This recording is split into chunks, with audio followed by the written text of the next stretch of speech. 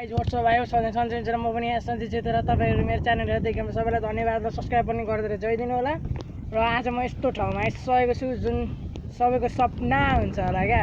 यस्तो खतरा ठाउँ देखाउँदैछु नि म तपाईँलाई जुन तपाईँको मनमा हुन्छ क्या। त्यहाँ मै छु क्या अहिले त्यहाँ। यस्तो छ क्या ठाउँ आम्मामा नि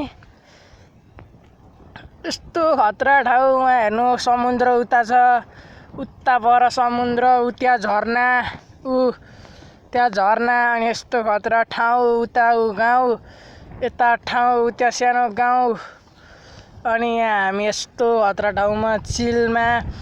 जिन्दगी यत्तिको भए त भइगयो नि हो। बिर्ता मोड उतापट्टि छ, काकरभिट्टा उता होला। यस्तो ठाउँमा आइसकेको छु चिलमा।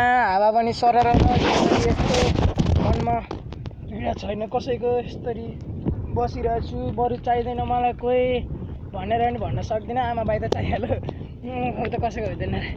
मलाई यति राम्रो ठाउँमा पुगेँ कि मेरो मम्मी बाबाले यस्तो राम्रो जिन्दगी दिनुभयो। त्यतिमा म धन्यवाद भन्न चाहन्छु। र यस्तो अनि यतापट्टि आएको छु अहिले टक्क बाह्रमा। अनि यस्तो खतरा ठाउँ। अहिलेको मुना खुट्टामा चाहिँ किरो टोकेको छ जस्तो लागिरहेछ कि होइन रहेछ। फोटो पनि खिच्दैछु। चिलमा छु अहिले। यस्तो खतरा ठाउँ हेर्न सक्नुहुन्छ। बिर्ता मोड, काकरभिट्टा, चारली, धरान, पूर्व के हो मुला। यस्तो खतरा ठाउँ। यति भए त भइगयो नि मुला। जिन्दगीमा अरू के चाहियो।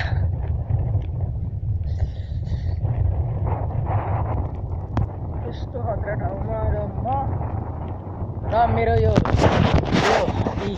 यहाँ बसिरहेको आइसकेको छौँ यति राम्रो ठाउँमा।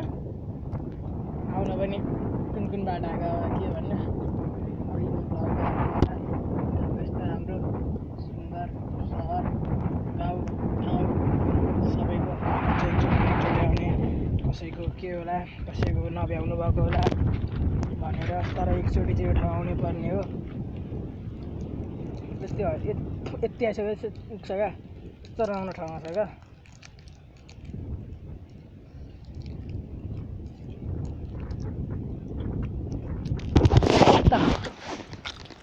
पर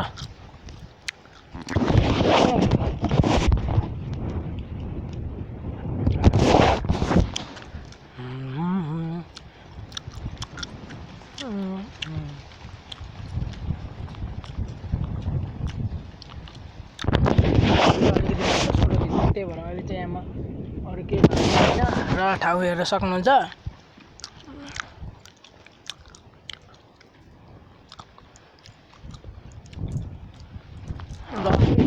अन्त गर्न चाहे र ठाउँ हेरिहाल्नु भयो होला। सबजना माया पनि गर्दैन र सब्सक्राइब पनि गर्नु होला।